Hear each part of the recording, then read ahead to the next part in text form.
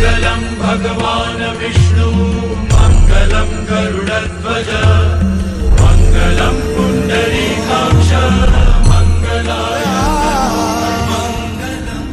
तैयारी किसकी है? तैयारी है दोस्तों 7 फेरों की। किसकी? 7 फेरों की।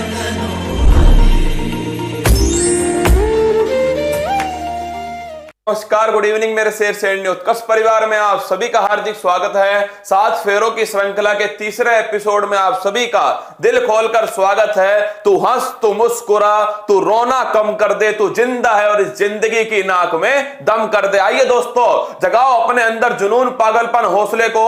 अब की बार पिता की फिक्र को फक्र में बदलना है। जितना दम हो लगा दो अपना दम दोस्तों, हार मत मानना। क्या हार मत मानना? अगर तुमने हार मान ली तो तुम्हें कोई जिता नहीं पाएगा, और अगर तुमने ठान लिया तो महादेव की सौगंध तुम्हें हारने दूंगा नहीं। तो आइए दोस्तों, स्वागत है। और ना संघर्ष ना तकलीफ, खाक मजा है जीने में। बड़े बड़े तूफान थम जाते हैं जब आग लगी हो सीने में। अपने अंदर उस हौसले को जगा लो। अंत तक पूरी क्लास को पूरी शिद्दत से सुनना है। हर सवाल दोस्तों वही है जो कहीं ना कहीं एग्जाम के अंदर आपके सामने छपने वाला है। बिल्कुल आप सभी मेरे साथ में अनुराग, देवेंद्र, मोहित, विशाल, गिरीश, सभी का स्वागत है। आगाज करते हैं दोस्तों आज की श्रृंखला को। तीसरा एपिसोड है। 7 एपिसोड टोटल होंगे। हर सवाल तुम्हें कहीं ना कहीं परीक्षा में देखना जरूर सहायता दिलवाएगा। स्टार्ट करते हैं। सफलता की सबसे खास बात है कि वो पसीना बहाने वालों पर जान लुटाती है। इस लाइन को ऊपर ऊपर लिख देना अपनी कॉपी के कि सफलता उसी पर अपनी जान लुटाएगी जो पसीना बहाएगा, जिसके माथे का पसीना टपक कर नीचे दोस्तों जमीन पर गिरेगा, वही सफलता का स्वाद चखने वाला है। और ये सफलता जो है ना, वो हाथों की लकीरों में नहीं, इस माथे के पसीने में। क्या इस माथे के पसीने में अगर पसीना बहाओगे तो सफलता तुम्हारे सामने कदम चूमेगी। वो मांझी ही था दोस्तों जिसने पहाड़ को काटकर रेत का टीला बना दिया, अपना रास्ता खुद बनाया।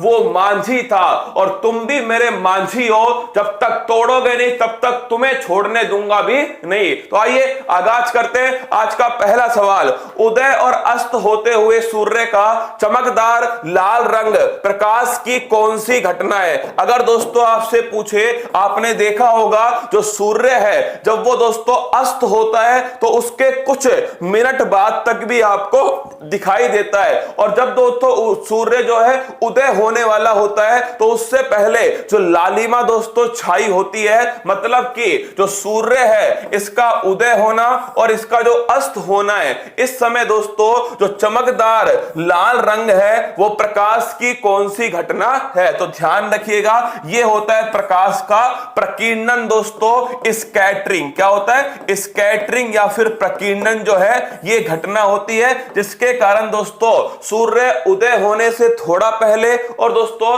चमकदार लाल रंग जो है दिखाई देता है। अगर आपसे पूछे पूर्ण आंतरिक परावर्तन, आपको पता लग गया होगा कि दोस्तों एक तो ऑप्टिकल फाइबर ध्यान रखना, एक तो क्या ध्यान रखोगे? ऑप्टिकल फाइबर, और एक दोस्तों ध्यान रखिएगा मरीचिका। क्या ध्यान रखोगे? मरीचिका। इन दोनों ऑप्शन को ध्यान रखना। अगर आपसे पूछे अपवर्तन तो आपको याद होगा दोस्तों अपवर्तन के एग्जाम्पल कौन से हैं? याद कीजिए दोस्तों, आपके जो पेंसिल है उसका मुड़ा हुआ दिखाई देना, सिक्के का दोस्तों ऊपर उठाई देना, ये क्या होता है? ये अपवर्तन के एग्जाम्पल है। अगला क्वेश्चन देखिएगा, स्मोक के बारे में असत्य कथन है। एक बार दोस्तों पेपर में क्वेश्चन आया कि ये स्मोक क्या है। क्या पेपर में यही क्वेश्चन पूछा गया कि SMOG स्मोग किन दो से मिलकर बना है? तो ध्यान रखिएगा, ये दोस्तों मिलकर बना है स्मोग और फोग। किससे? स्मोक का अर्थ होता है धुआं और फोग का अर्थ होता है दोस्तों कोहरा। क्या? धुआं और कोहरा। और ये दोस्तों क्या करता है? वायु प्रदूषण करता है। क्या करता है? वायु प्रदूषण करता है। और याद करो दोस्तों, देश का पहला स्मोक टावर कहां स्थापित हुआ? कैनॉट प्लेस के अंदर। कैनॉट पैलेस कहां स्थित है? दिल्ली के अंदर दोस्तों स्थित है। कहां है? दिल्ली के अंदर। आइए बात करें, स्मॉग एक तरह का वायु प्रदूषण है। सही बात है। अगला क्वेश्चन, भारत का पहला स्मॉग टावर दिल्ली में स्थापित किया गया। बिल्कुल ठीक बात है। स्मॉग और फ्लॉग का मिश्रण है। फ्लॉग नहीं दोस्तों, किसका मिश्रण है? यह है फॉग। किसका है? स्मॉग और फॉग का दोस्तों मिश्रण है। ऑप्शन नंबर जो सी है वो दोस्तों क्या है? गलत है। क्या ऑप्शन नंबर सी गलत है? डी भी दोस्तों क्या है? गलत है। इस चक्कर में अगर आपसे पूछे कि वायु प्रदूषण के लिए, क्या जो वायु प्रदूषण है, कमेंट बॉक्स में छाप के बताओ कि दोस्तों शैवाल और कवक का सहजीवन क्या कहलाता है, जो वायु प्रदूषण में दोस्तों इसकी जांच के लिए उत्तरदायी होता है। शैवाल और कवक का सहजीवन। अगला क्वेश्चन देखिए, निम्न में से कौन हाइड्रोजन का समस्थानिक नहीं है? समस्थानिक का मतलब होता है दोस्तों, ध्यान रखिए, अरे फ्लॉग कुछ नहीं होता।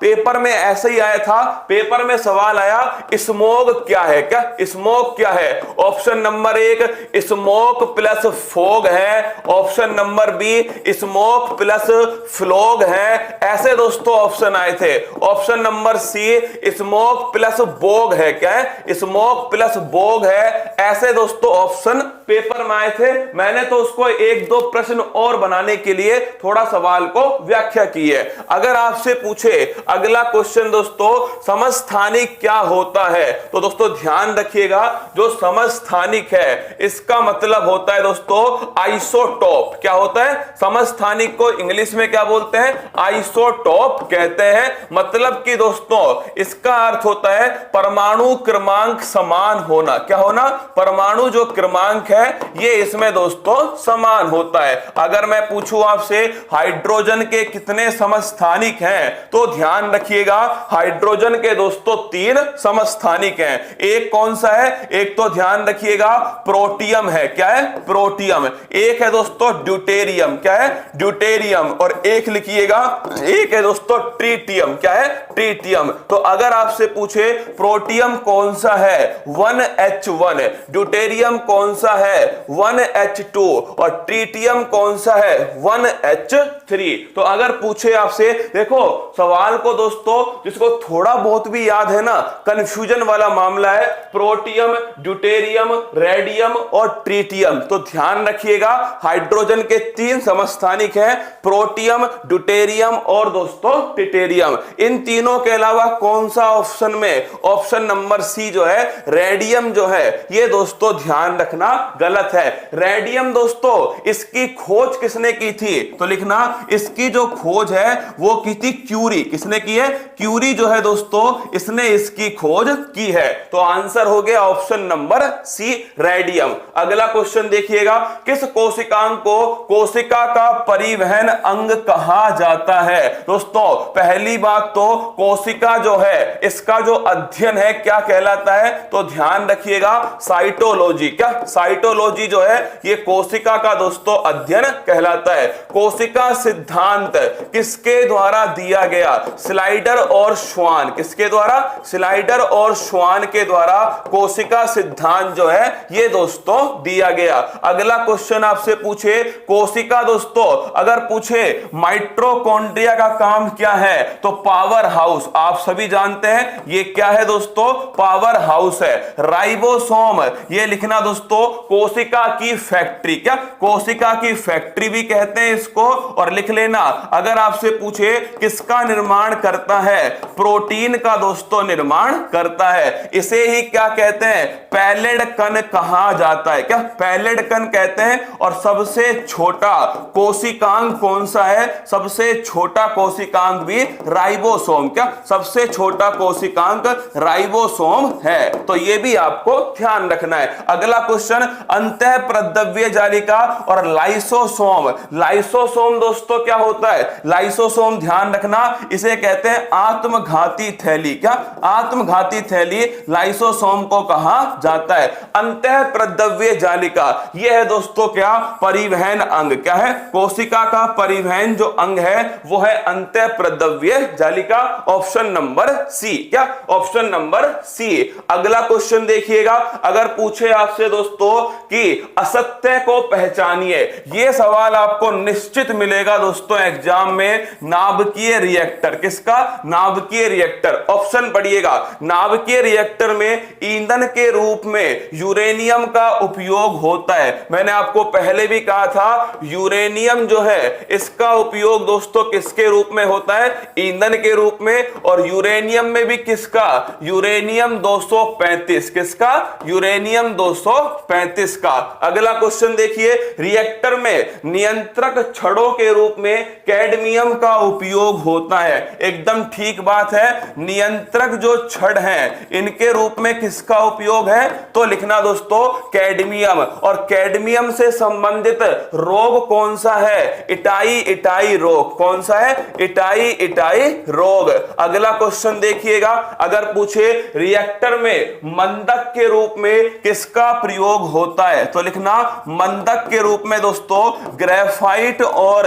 भारी जल का उपयोग होता है। किसका? ग्रेफाइट और भारी जल, इन दोनों का उपयोग मंदक के रूप में। नियंत्रक छड़ के रूप में दोस्तों कैडमियम का उपयोग। ईंधन के रूप में किसका है? यूरेनियम का उपयोग है। अगला क्वेश्चन, सूर्य में नाभिकीय विखंडन की प्रक्रिया होती है। यह दोस्तों गलत ऑप्शन है। सूर्य में किसकी प्रक्रिया होती है? नाभिकीय संलयन। किसकी? नाभिकीय संलयन। इसकी दोस्तों क्रिया कहां है? सूर्य के अंदर होती है। और नाभिकीय जो विखंडन है यह दोस्तों कहां होता है? परमाणु बम के अंदर होता है। क्या? परमाणु जो बम है यहां दोस्तों कौन सी क्रिया है? नाभिकीय विखंडन की क्रिया। और अगर आपसे पूछ ले कि हाल ही में कौन से देश ने खुद का दोस्तों कृत्रिम सूर्य बनाया है? क्या? हाल ही में कौन से देश ने खुद का आर्टिफिशियल सन ये दोस्तों बना लिया?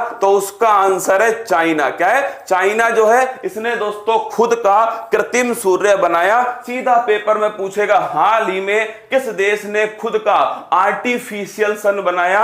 तो ध्यान रखिए दोस्तों चाइना के द्वारा बनाया गया। इस क्वेश्चन का आंसर है ऑप्शन नंबर डी। क्या? Option number D. भारत में दोस्तों आपको पता होगा ना, कुछ कैगा परमाणु संयंत्र या दोस्तों काकरापार ये सभी हैं। एक बार अगर आप चाहो तो लिख लेना कहीं पर भी दोस्तों, अगर आपको नहीं पता तो छाप लेना ना कि नरोरा जो है ये दोस्तों कहां स्थित है? उत्तर प्रदेश के अंदर। केगा दोस्तों कहां स्थित है? कर्नाटक के अंदर। कहां? कर्नाटक में। काकरापार कहां स्थित है? तो ये ध्यान रखिएगा गुजरात के अंदर। कहां है? गुजरात में। अगर आपसे पूछे कुडनकुलम और दोस्तों कलपक्कम ये कहां स्थित है? तो ध्यान रखिएगा दोस्तों ये स्थित है तमिलनाडु। कहां स्थित है? तमिलनाडु के अंदर स्थित है। ये भी थोड़ा ध्यान रखना, नरोरा उत्तर प्रदेश, केगा कर्नाटक, काकरापार गुजरात, कुडनकुलम कलपक्कम दोस्तों तमिलनाडु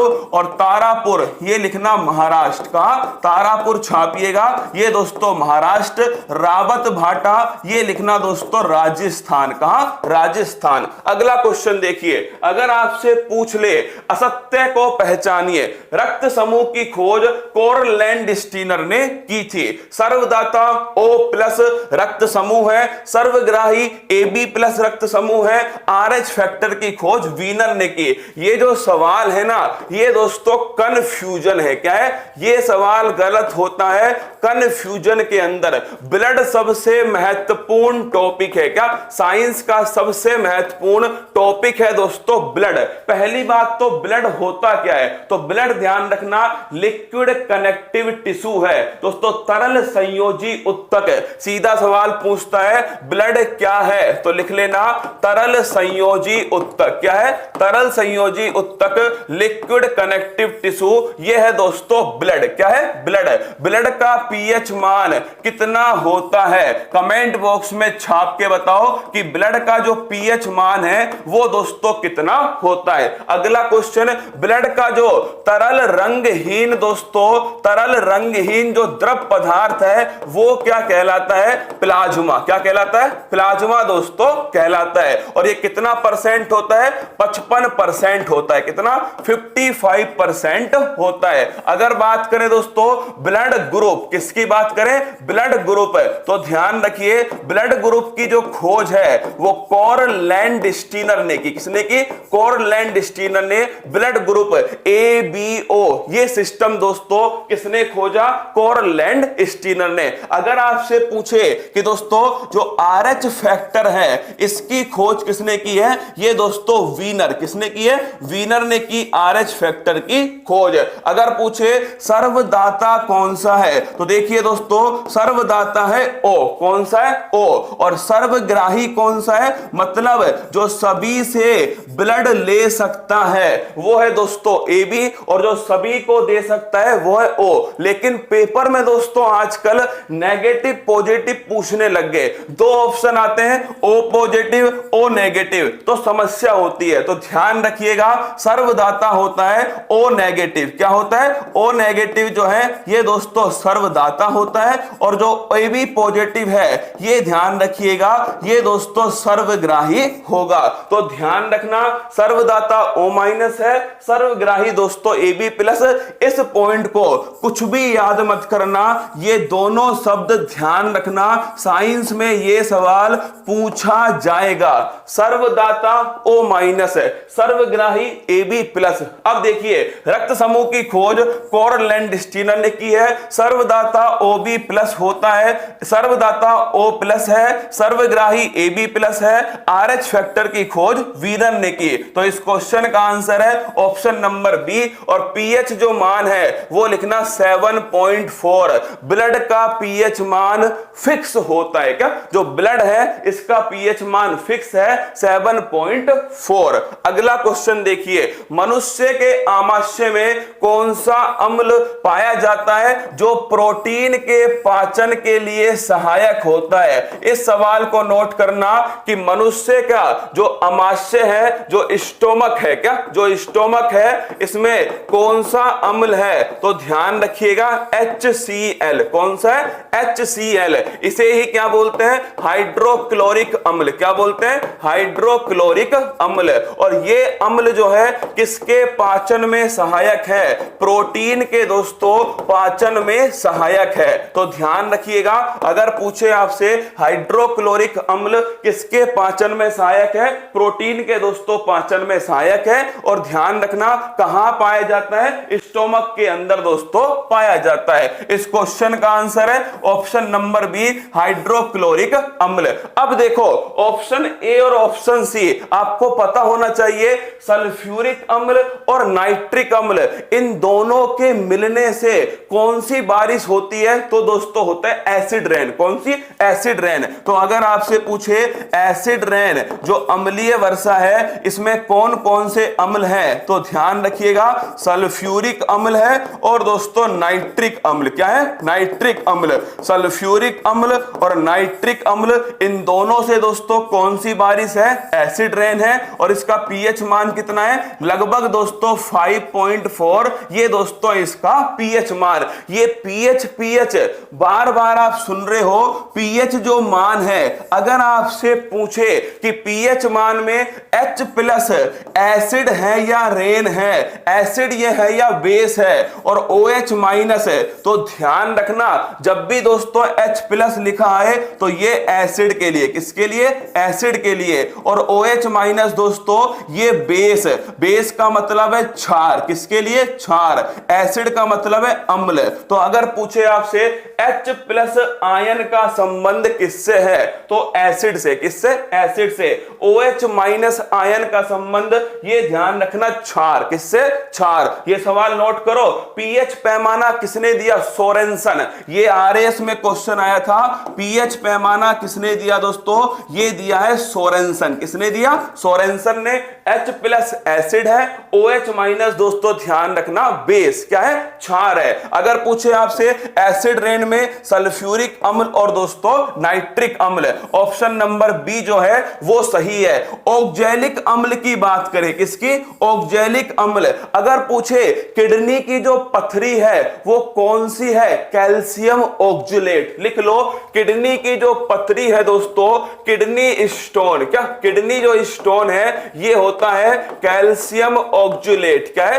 कैल्शियम ऑक्जुलेट। ये दोस्तों किडनी की जो पथरी है है वो होती है। तो ये भी सवाल आप छाप लीजिए। अगला क्वेश्चन, निम्नलिखित में से कौन सा पुरुष सेक्स हार्मोन है? 4 हार्मोन आपके सामने है, प्रोजेस्टेरोन, एस्ट्रोजन, टेस्टोस्टेरोन और प्रोलैक्टिन। इन चारों को देखना आप, कहीं ना कहीं पेपर में दोस्तों आपको मिलेंगे। Progesterone hormone, estrogen hormone, testosterone और प्रोलैक्टिन, ये तो आपने पढ़ा है दोस्तों। जो सेक्स हार्मोन है ये दोस्तों एक तो कौन से है? मेल है और एक है फीमेल। क्या है? एक तो दोस्तों पुरुष और एक महिला, नर और मादा। क्या? नर और मादा ये दो हैं। नर में कौन सा है? तो ध्यान रखिएगा, टेस्टोस्टेरोन। क्या है? टेस्टोस्टेरोन जो है ये दोस्तों नर के अंदर है। और मादा में अगर आपसे पूछे तो प्रोजेस्टेरोन और एक दोस्तों एस्ट्रोजन। कौन?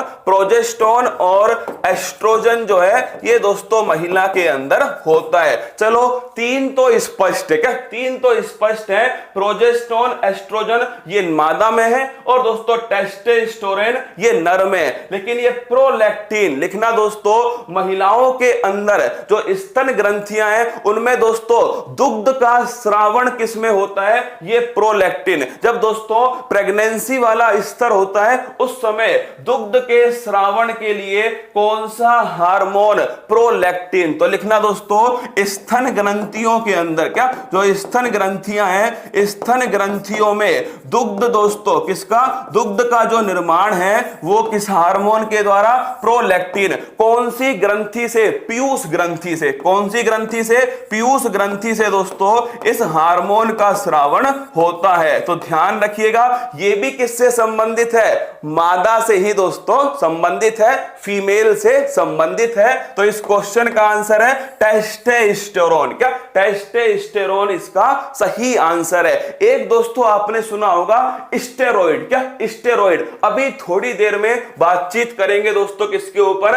स्टेरॉइड के ऊपर। अगला क्वेश्चन, भू स्थिर कक्षा पृथ्वी की सतह से लगभग कितनी ऊंचाई पर स्थित होती है? तो अगर आपसे पूछे कि भाई, अगर पूछे आपसे गहराई में किसी चीज को मापना है, क्या गहराई में किसी चीज को मापना है, तो ध्यान रखिएगा फेदोमीटर। क्या होता है? फेदोमीटर जो है ये दोस्तों गहराई के अंदर किसी चीज को मापने के लिए उपयोग होता है। आपने सुना होगा कि एक कक्षा है दोस्तों जियो स्टेशनरी ऑर्बिट। कौन सी है? जियो स्टेशनरी ऑर्बिट, भू स्थिर कक्षा। क्या नाम है? भू स्थिर कक्षा या दोस्तों जियो स्टेशनरी ऑर्बिट। आपने सुना होगा कि ये जो है वो पृथ्वी से लगभग दोस्तों, पृथ्वी से लगभग कितनी ऊंचाई पर स्थित है? 36,000 किलोमीटर ऊंचाई पर स्थित है। कौन सी कक्षा? भू स्थिर कक्षा। आप पूछोगे इसका मतलब क्या है? इसका मतलब है दोस्तों, पृथ्वी अपना जो एक चक्र है वो कितने समय में पूरा करती है? दोस्तों 24 घंटे। क्या? 24 घंटे। ये जो कक्षा यहां पर स्थित है ये भी दोस्तों अपना एक चक्र जो है 24 घंटे में पूरा करती है। इसीलिए पृथ्वी के सापेक्ष ये दोस्तों कक्षा स्थिर है। क्या? पृथ्वी के सापेक्ष ये वाली जो कक्षा है, मतलब ये दोस्तों जितना चलेगी उतना ही दोस्तों ये वाली चलेगी। तो पृथ्वी के सापेक्ष ये जो ऑर्बिट है वो स्थिर है, इसीलिए इसका नाम है भू स्थिर कक्षा। पृथ्वी के सापेक्ष स्थिर रहने वाली ऑर्बिट वो कहलाती है जीएसओ, जियो स्टेशनरी ऑर्बिट। कितनी ऊंचाई पर स्थित है? 36,000 किलोमीटर ऊंचाई पर। लिख देता हूं दोस्तों, पृथ्वी के सापेक्ष। क्या? पृथ्वी के सापेक्ष स्थिर है। मतलब कहने की बात यह है कि यह भी दोस्तों अपना एक जो चक्र है कितने घंटे में पूरा करती है? 24 घंटे में पूरा करती है। आप पूछोगे इसका उपयोग क्या है? भारत ने कोई सैटेलाइट भारत में दोस्तों भेजा है किसके लिए? कम्युनिकेशन के लिए। अब तुम मुझे सोच के बताओ, ये वाला दोस्तों तेज चलने लगे तो भारत का जो कम्युनिकेशन सैटेलाइट है वो अपने सिग्नल किसी और देश में देना स्टार्ट करेगा। इसीलिए कम्युनिकेशन सैटेलाइट जो है वो दोस्तों इसी कक्षा के अंदर स्थापित किए जाते हैं। क्या? कम्युनिकेशन जो सैटेलाइट है जो दोस्तों संचार संबंधित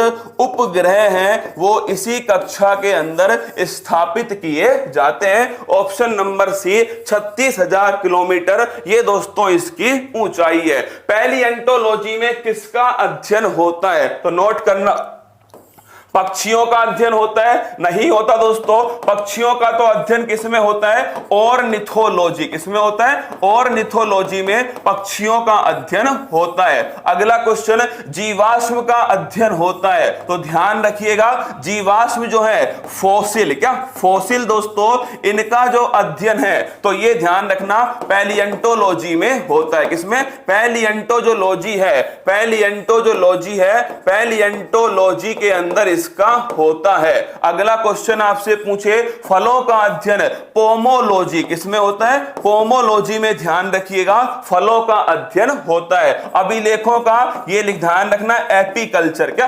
एपीकल्चर जो दोस्तों, एपीकल्चर नहीं, अगर पूछे आपसे अभिलेखों का अध्ययन क्या कहलाता है, कमेंट बॉक्स में छाप के बताओ। और मैं यहां पर लिख देता हूं, एक तो दोस्तों जीवाश्म का जो आपसे पूछे उम्र किससे निकाली जाती है तो लिखना कार्बन 14। किससे? कार्बन 14। और दोस्तों अगर पूछे आपसे चट्टानों की जो उम्र है वो किससे निकालते हैं? यूरेनियम। किससे? यूरेनियम। तो पूछे अगर दोस्तों कार्बन का उपयोग तो कार्बन 14 का उपयोग जीवाश्म में, और दोस्तों यूरेनियम का ध्यान रखिएगा वो होता है चट्टानों के अंदर का, चट्टानों के अंदर होता है। एपिग्राफी जो है, क्या एपिग्राफी जो है ये दोस्तों ध्यान रखिए अभिलेखों का जो अध्ययन है ये कहलाता है एपिग्राफी। फिर सुनना, पक्षियों का तो जानते हो आप, अगर पूछे जीवाश्म का पैलिएंटोलॉजी दोस्तों, फलों का ध्यान रखना पोमोलॉजी, और अभिलेखों का ध्यान रखना एपिग्राफी। क्या एपिग्राफी? चट्टानों का दोस्तों जो आयु है वो यूरेनियम से, और जीवाश्म की जो उम्र है वो कार्बन 14। पेड़ों के जो तने हैं उससे पेड़ों की आयु निकाली जाती है, उसे क्या कहते हैं? छाप के बताओ। अच्छा सवाल पूछा है मैंने आपसे कि जो पेड़ है, क्या जो पेड़ है दोस्तों, इन पेड़ों की जो उम्र है वो दोस्तों किसके द्वारा निकाली जाती है, उसे क्या कहते हैं? कमेंट बॉक्स में छाप दो। निम्नलिखित में से कौन सा अंतरराष्ट्रीय सम्मेलन ग्रीन हाउस गैस को उत्सर्जन को कम करने के लिए है? किससे दोस्तों, किससे संबंध है? ग्रीन हाउस गैस से इसका दोस्तों संबंध है। अगर आपसे पूछे ग्रीन हाउस गैस, इसका जो उत्सर्जन है इससे कौन सा संबंधित है? पहला क्वेश्चन मॉन्ट्रियल प्रोटोकॉल, याद करो भाई, मॉन्ट्रियल का संबंध किससे है? ओजोन परत संरक्षण। किससे? ओजोन परत संरक्षण। 16 सितंबर 1987 दोस्तों ध्यान रखिएगा। और ओजोन दिवस कब बनाते हैं? 16 सितंबर को बनाते हैं। अगला क्वेश्चन क्योटो प्रोटोकॉल, इसका संबंध किससे है? Green house gas. किससे? ग्रीन हाउस गैस से। और कब हुआ था? 1997 में होता है। अगला क्वेश्चन है कार्टेजेना प्रोटोकॉल, ये शायद आपने पहली बार सुना होगा। कार्टेजेना और दोस्तों नगोया प्रोटोकॉल, इन दोनों का संबंध है जैव विविधता। किससे दोस्तों? जैव विविधता से ये दोनों संबंधित हैं। तो ये आंसर हो गया इसमें क्योटो प्रोटोकॉल। कौन सा? Option number B, Kyoto protocol जो है एकदम सही आंसर है। कार्टेजेना और नगोया, इन दोनों का संबंध किससे? इन दोनों का संबंध है जैव विविधता। किससे? जैव विविधता। और 22 मई को कौन सा दिवस बनाते हैं? जैव विविधता दिवस दोस्तों बनाते हैं। और अगर आपसे पूछे कि भारत में हॉट स्पॉट दोस्तों कहां कहां है, तो एक तो पश्चिमी घाट और एक पूर्वी हिमालय, ये भी लिख लो। कहीं पूछ ले आपसे कि भारत के अंदर दोस्तों हॉट स्पॉट है, या फिर मैं आपसे कहूं तप्त स्थल, क्या तप्त स्थल, तो एक लिखना दोस्तों पश्चिमी घाट। क्या एक लिखिएगा पश्चिमी घाट और एक लिखिए दोस्तों ध्यान रखना है पूर्वी हिमालय। तो पश्चिमी घाट और पूर्वी हिमालय ये दोनों की दोनों पॉइंट छापिएगा। ये भारत के अंदर दोस्तों क्या है? हॉट स्पॉट है, जहां पर बड़ी मात्रा में दोस्तों जैव विविधता पाई जाती है। इस क्वेश्चन का आंसर है ऑप्शन नंबर बी। अगला क्वेश्चन देखिए, खाद्य पदार्थों के संरक्षण के लिए किसका प्रयोग किया जाता है? नोट करना दोस्तों, अगर आपसे पूछे खाद्य पदार्थों के संरक्षण के लिए किसका प्रयोग करते हैं, इसे एक शब्द में कहूं तो फूड प्रिजर्वेशन। क्या दोस्तों? फूड प्रिजर्वेशन जो है इसके लिए किसका उपयोग होता है? तो लिखना दोस्तों सोडियम बेंजोएट। किसका उपयोग होता है? सोडियम बेंजोएट का उपयोग होता है। मतलब किस अम्ल का? बेंजोइक अम्ल। किसका? बेंजोइक जो अम्ल है इसका दोस्तों उपयोग करते हैं किसके अंदर? फूड प्रिजर्वेशन या दोस्तों खाद्य पदार्थों के संरक्षण में।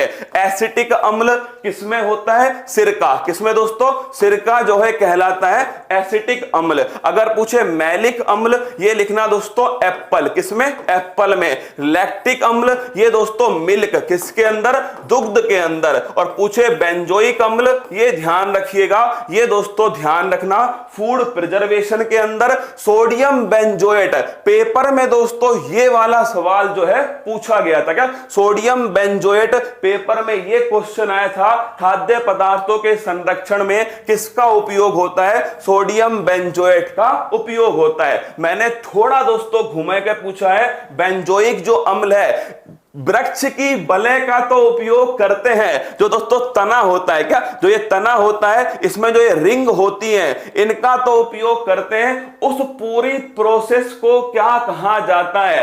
एक बार रोकिए, कमेंट रोकिए, एक बार ऊपर चलो, ऊपर चलो। ये लाल पीला मुंह जो है ना, रोको भाई टीम, हाँ रोको, नीचे लाल और नीचे, हाँ ये एकदम सही आंसर है गौरव गुप्ता जी, डेंड्रोक्रोनोलॉजी। पर ये लाल पीला मुंह क्यों बनाया था इसमें ना? मुझे लगा कि आप गुस्सा हो गए। लिख लो, लिखो दोस्तों डेंड्रोक्रोनोलॉजी। क्या? डेंड्रोक्रोनोलॉजी जो है ये जो वृक्ष है, क्या दोस्तों जो पेड़ होते हैं, इन पेड़ों की जो आयु है इसका पता लगाने के लिए तने में जो दोस्तों रिंग होती है, जो वलय होती है, इनका उपयोग किया जाता है। इसको कहते हैं डेंड्रोक्रोनोलॉजी।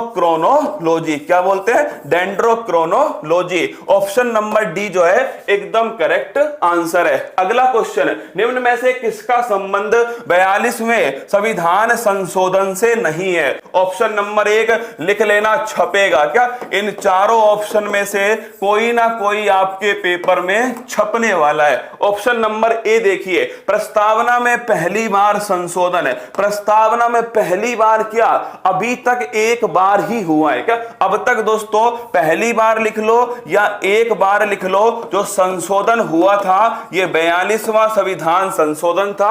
और दोस्तों 3 शब्द समाजवाद, पंथ निरपेक्ष और अखंडता जो है, इन तीनों शब्दों को इसमें जोड़ा गया।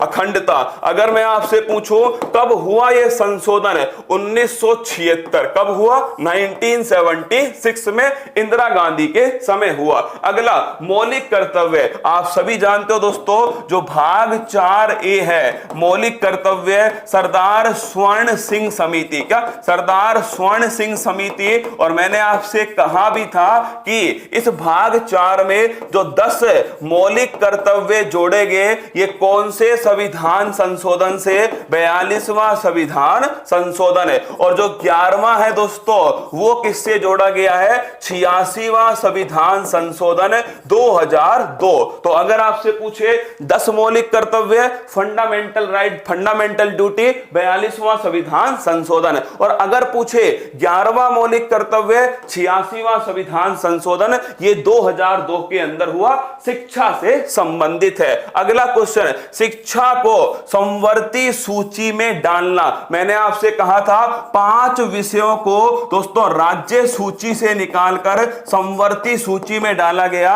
42वां संविधान संशोधन, उसमें दोस्तों शिक्षा भी शामिल है। उसी में दोस्तों ध्यान रखिएगा वन और वन्य जीव भी शामिल हैं। अगला क्वेश्चन, संपत्ति के अधिकार को कानूनी अधिकार बनाना। ये दोस्तों ध्यान रखना 44वां संविधान संशोधन 1978 में। और दोस्तों कौन थे?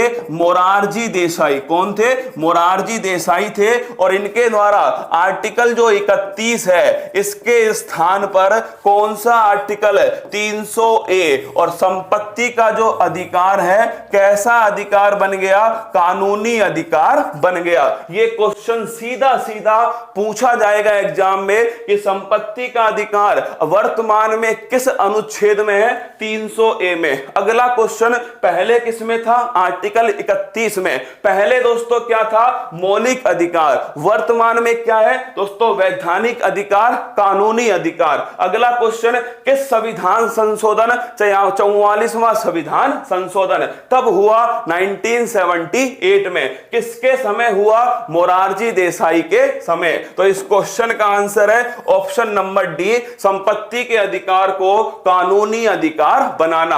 असत्य को पहचानिए, बड़ा प्यारा सवाल है। देखिए गलत को पहचानना है। इंसुलिन एक एंजाइम है, हड्डियों और मांसपेशियों को जोड़ने का काम टेंडन करता है। अगला, हड्डी और हड्डियों को जोड़ने का काम लिगामेंट करता है। हीमोफीलिया एक अनुवांशिक रोग है। चारों स्टेटमेंट मोस्ट इंपोर्टेंट, क्या चारों स्टेटमेंट मोस्ट इंपोर्टेंट है। आप सवाल पढ़ लीजिए और आंसर दीजिए। क्या आंसर दीजिएगा, इन चारों में से क्या दोस्तों आपका आंसर होना चाहिए, क्या इन चारों में से क्या आपका आंसर होना चाहिए। सवाल को पढ़ के फटाफट गोली की तरह दोस्तों आंसर छापिए।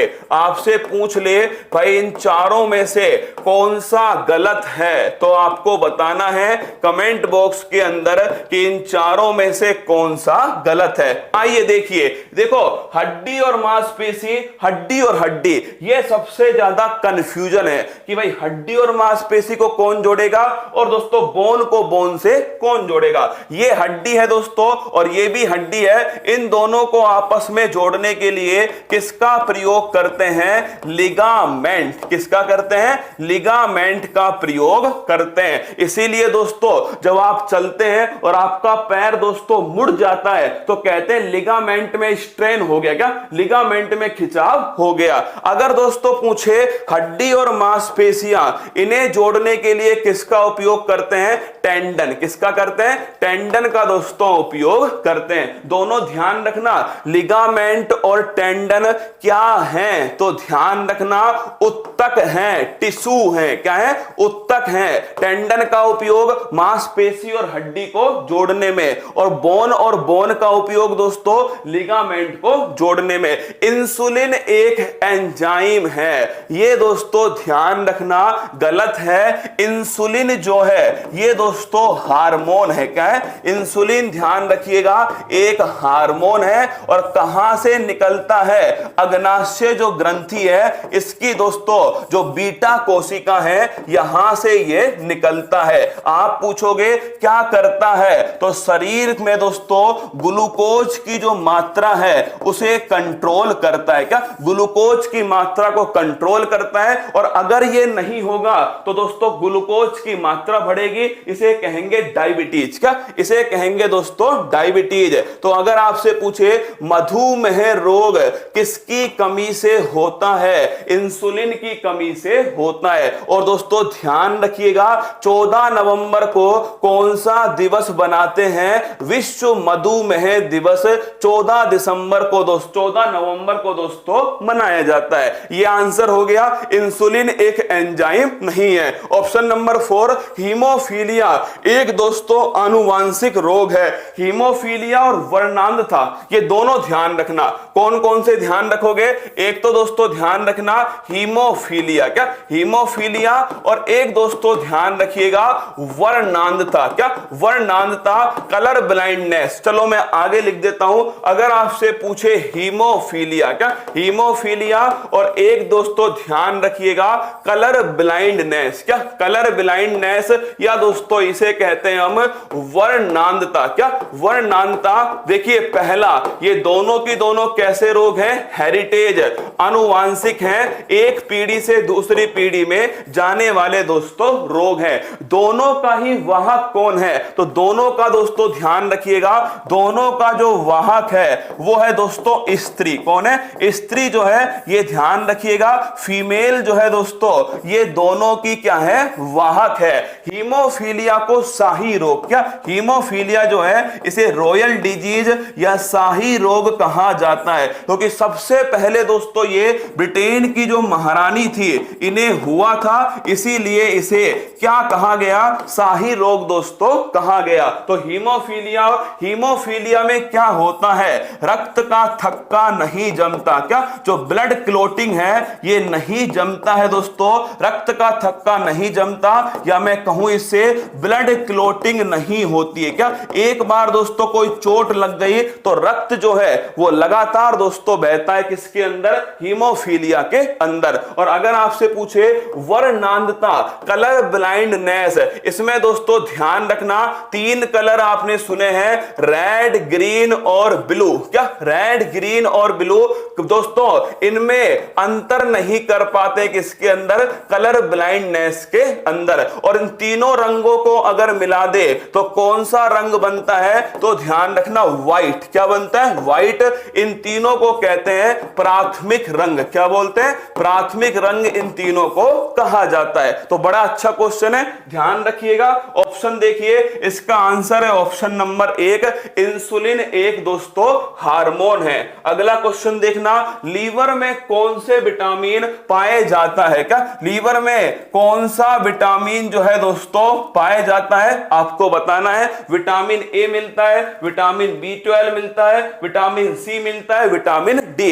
मैं इतने इनका जो दोस्तों वैज्ञानिक नाम है वो आपके सामने लिख रहा हूं, केमिकल नेम। विटामिन ए का दोस्तों क्या नाम हो गया?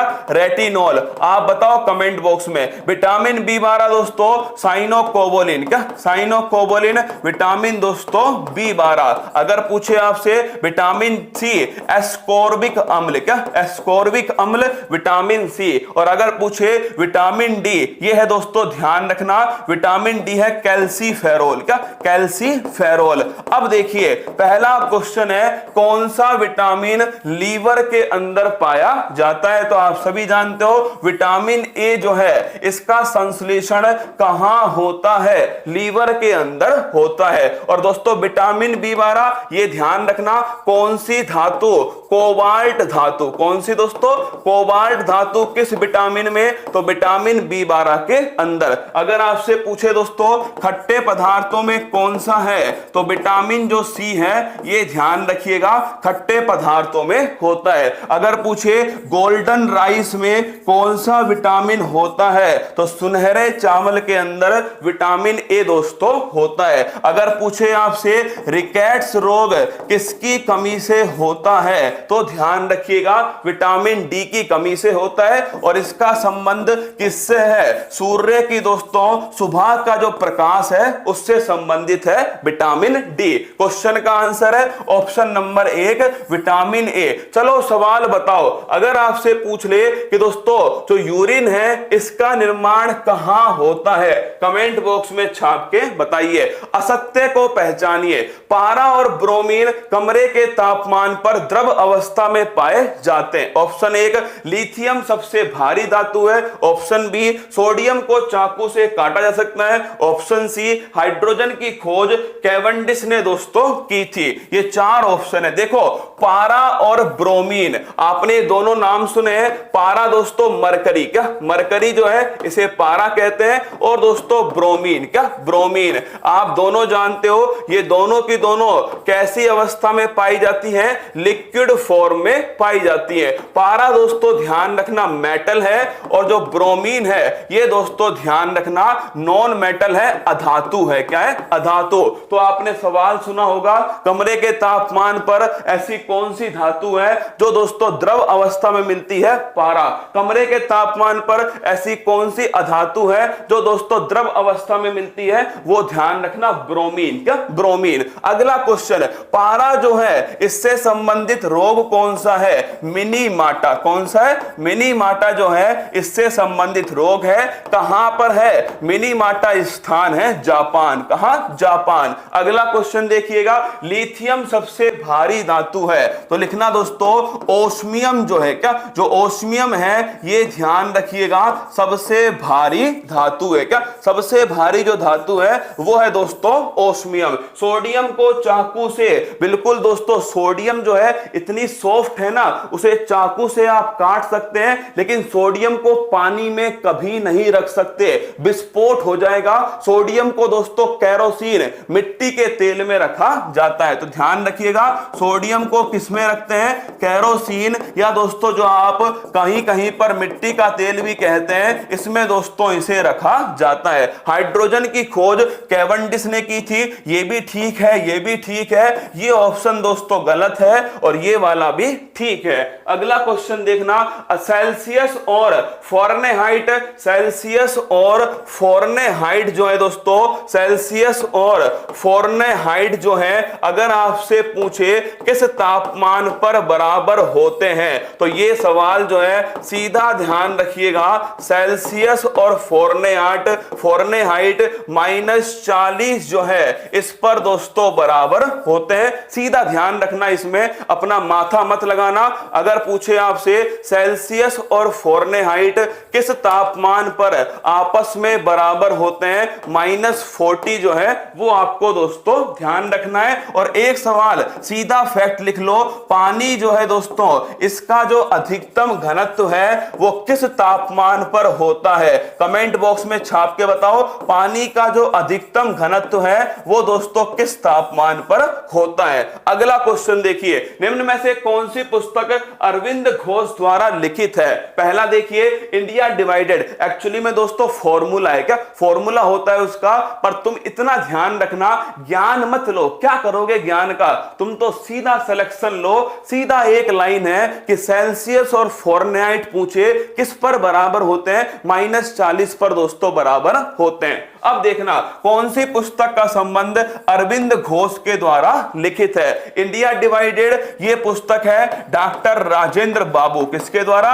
डॉक्टर राजेंद्र दोस्तों बाबू जो हैं इनके द्वारा पुस्तक कौन सी है? India divided. लाइफ डिवाइन ये पुस्तक है अरविंद घोष, किसकी है? Arvind Ghosh life divine. विश्व इतिहास की झलक ये लिखना दोस्तों जवाहरलाल नेहरू, किसकी है? जवाहरलाल नेहरू। इंडिया स्ट्रगल ये दोस्तों छापिएगा सुभाष चंद्र बोस, किसकी है? Subhash Chandra Bose. India wins freedom ये है दोस्तों अबुल कलाम आजाद, किसकी है? अबुल कलाम जो आजाद हैं इनकी दोस्तों पुस्तक का नाम है इंडिया विंस फ्रीडम। तो फिर सुन लो, India divided doctor Rajendra Prasad दोस्तों, लाइफ डिवाइन अरविंद घोष है, विश्व इतिहास की झलक जवाहरलाल नेहरू है, इंडिया स्ट्रगल सुभाष चंद्र बोस है, India wins freedom Abul Kalam Azad. तो क्वेश्चन पूछा है अरविंद घोष, तो लिखिएगा option number B life divine जो है ये दोस्तों एकदम करेक्ट आंसर है। अरविंद घोष की पुस्तक है। 4 डिग्री सेंटीग्रेड लिख लेना,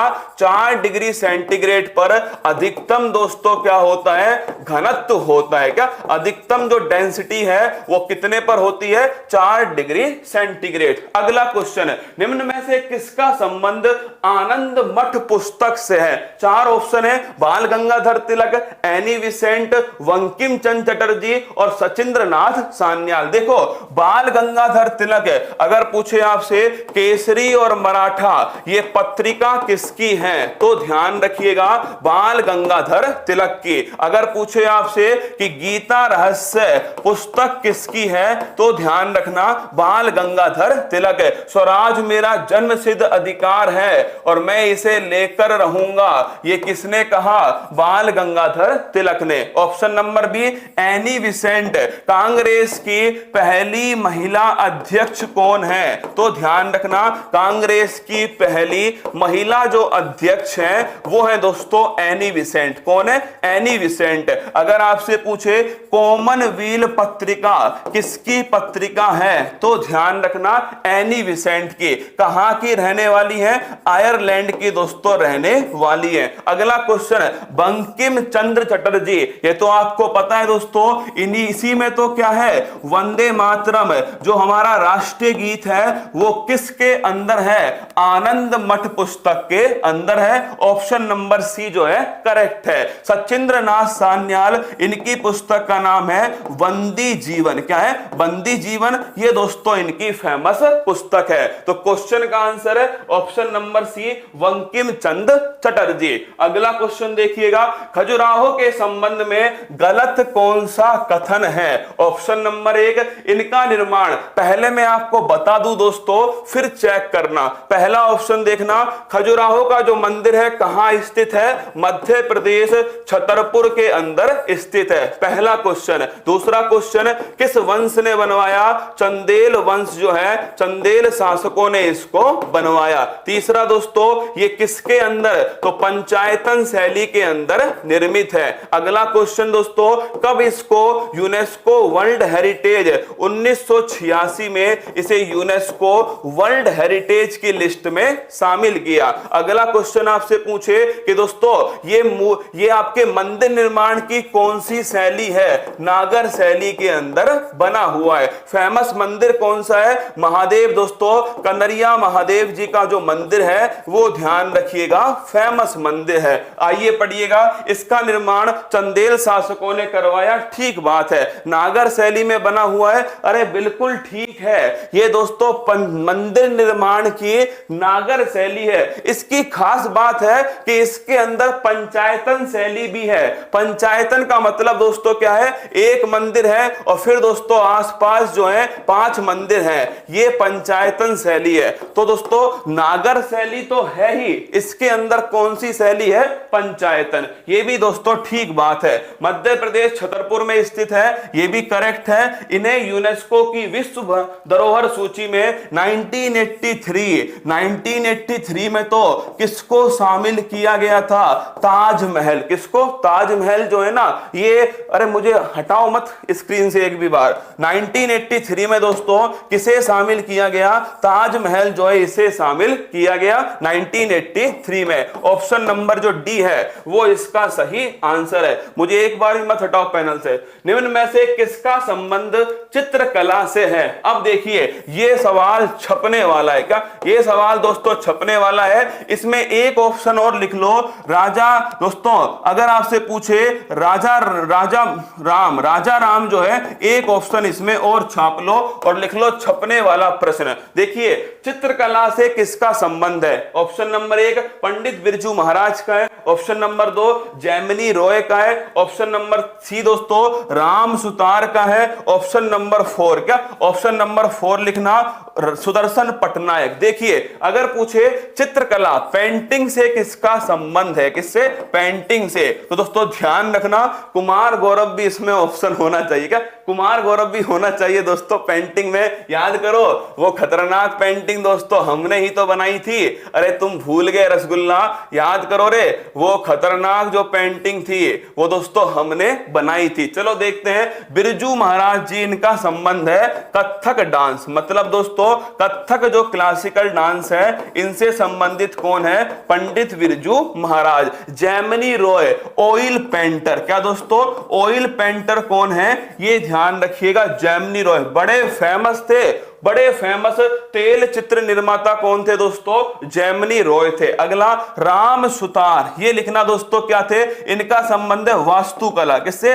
आर्किटेक्चर। अरे याद करो स्टैच्यू ऑफ यूनिटी किसने बनाई है? तो स्टैच्यू ऑफ यूनिटी जो दोस्तों केवड़िया के अंदर स्थित है वो बनाई राम सुतार ने। सुदर्शन पटनायक, आप कभी कभी देखते होंगे दोस्तों सैंड मिट्टी के ऊपर दोस्तों जो आपके आर्टिस्ट काम करता है सुदर्शन पटनायक, बहुत सारे फोटो उड़ीसा के तट के ऊपर दोस्तों इन्होंने बनाए हैं। सैंड आर्टिस्ट कौन है? ये है दोस्तों सैंड आर्टिस्ट जो है, जो मिट्टी के ऊपर दोस्तों अपना जो आर्टिस्ट जो कला है सुदर्शन पटनायक। तो ऑप्शन हो गया इसका option number B Jamini Roy. और चित्रकला का स्वर्णिम वर्ष किसे कहा जाता है? तो लिखना दोस्तों जहांगीर का जो काल है इसे चित्रकला का स्वर्णिम काल कहा जाता है। अगला क्वेश्चन, संयुक्त राष्ट्र महासभा का अध्यक्ष चुने जाने वाली एकमात्र भारतीय कौन है? तो ध्यान रखिएगा वो है दोस्तों विजय लक्ष्मी पंडित। कौन है? विजय लक्ष्मी पंडित संयुक्त राष्ट्र महासभा की ये दोस्तों भारतीय हैं जिन्हें इसका अध्यक्ष चुना गया। अगर पूछे आपसे विश्व की लघु संसद किसे कहा जाता है? संयुक्त राष्ट्र महासभा को कहा जाता है। अगर मैं पूछूं आपसे कि वर्तमान में इसका दोस्तों अध्यक्ष कौन है, कमेंट बॉक्स में छाप के बताओ। मालदीव के, क्या मालदीव के जो विदेश मंत्री हैं, जो इसके वर्तमान अध्यक्ष हैं, उनका नाम क्या है? गोली की तरह कमेंट बॉक्स में छाप दो। आंसर हो गया इसका विजय लक्ष्मी पंडित। क्या विजय लक्ष्मी पंडित करेक्ट आंसर है। विश्व की लघु संसद कहते हैं एक देश एक वोट। क्या इसमें कौन सा सिद्धांत है? एक देश एक वोट का इसमें सिद्धांत है। वर्तमान में कौन इसके अध्यक्ष हैं? जो मालदीव के विदेश मंत्री है। क्या जो सर पिछले एपिसोड नहीं देखे, देख लेना, पड़े हुए हैं ना, यूट्यूब के ऊपर पड़े हुए हैं। मालदीव के जो विदेश मंत्री हैं वो कौन है? कमेंट बॉक्स में छाप के बताओ। अब्दुल्ला शाहिद लिख लो। अब्दुल्ला जो शाहिद है, ये दोस्तों ध्यान रखिएगा, मालदीव के विदेश मंत्री हैं, जो इसके दोस्तों वर्तमान में अध्यक्ष है। निम्नलिखित में से कौन सा युग्म गलत है? घूमर कहां का? राजस्थान का, बिल्कुल ठीक है। भांगड़ा दोस्तों पंजाब का, एकदम करेक्ट है। लावणी और तमाशा जो है ये दोस्तों कहां के? महाराष्ट्र। कहां के? महाराष्ट्र के। बिहू दोस्तों कहां का? तो बिहू ध्यान रखिएगा, बिहू, और दोस्तों ध्यान रखना बिहू लिख लीजिए, ये है असम। क्या बिहू और सत्रिया ये छापिएगा, असम किसका है? असम का है दोस्तों कौन? बिहू और सत्रिया। अगर पूछे आपसे दोस्तों बिहार का कौन सा फेमस त्योहार है, कमेंट बॉक्स में छाप के बताओ। बिहार का दोस्तों फेमस त्योहार जिसमें नदी का महत्व, क्या नदी और सूर्य का महत्व है, वो कौन सा फेमस त्योहार है? बिहार का। लावणी कहां का? महाराष्ट्र। कहां का? महाराष्ट्र का। तमाशा दोस्तों महाराष्ट्र का। चिरकुला, चिरकुला और नौटंकी कहां की? चिरकुला और नौटंकी छापिएगा, उत्तर प्रदेश। कहां की है? उत्तर प्रदेश की है चिरकुला और नौटंकी। तो इस क्वेश्चन का आंसर तो हो गया ऑप्शन नंबर बी। बिहू जो है दोस्तों वो बिहार का नहीं है, वो कहां का है? असम का है। सत्रिया भी कहां का है दोस्तों? असम का है। और अगर आपसे पूछे छठ पूजा जो है, क्या छठ पूजा जो है, ये ध्यान रखना दोस्तों, ये बिहार का फेमस त्योहार है, नदी और सूर्य का इसमें महत्व है। निम्नलिखित में से वह व्यक्ति कौन है जिन्हें भारत का राष्ट्रपति बनने से पहले भारत रत्न से सम्मानित किया गया? याद करो 1954 में 3 लोगों को दोस्तों पहली बार भारत रत्न पुरस्कार दिया गया, जिसमें एक नाम था राजगोपालाचारी। क्या राजगोपालाचारी। दूसरा नाम दोस्तों क्या था उसमें दूसरा नाम है सीवी रमन। क्या है? सीवी रमन। और एक नाम था दोस्तों सर्वपल्ली राधा कृष्णन। क्या था? सर्वपल्ली राधा कृष्णन। इन तीनों को क्या मिला? इन तीनों को दोस्तों ध्यान रखना पहली बार भारत रत्न पुरस्कार से सम्मानित किया गया।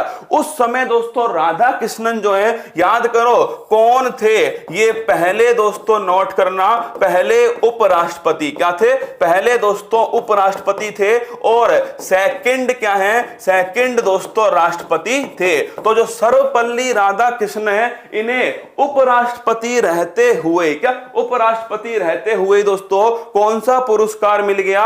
भारत रत्न पुरस्कार जो है इससे सम्मानित किया गया। तो आंसर हो गया दोस्तों इसका सही आंसर है डॉक्टर सर्वपल्ली राधाकृष्णन। ये ध्यान रखना दोस्तों, ये सवाल पूछ सकते हैं कि भाई पहला किसको मिला? राजगोपालाचारी, सीवी रमन और डॉक्टर सर्वपल्ली राधाकृष्णन को। अगला क्वेश्चन देखिएगा, निम्न में से भारत रत्न पाने वाला पहला संगीतकार। ये सवाल अभी के लिए बहुत महत्वपूर्ण है, क्योंकि दोस्तों लता मंगेशकर जो है, कौन?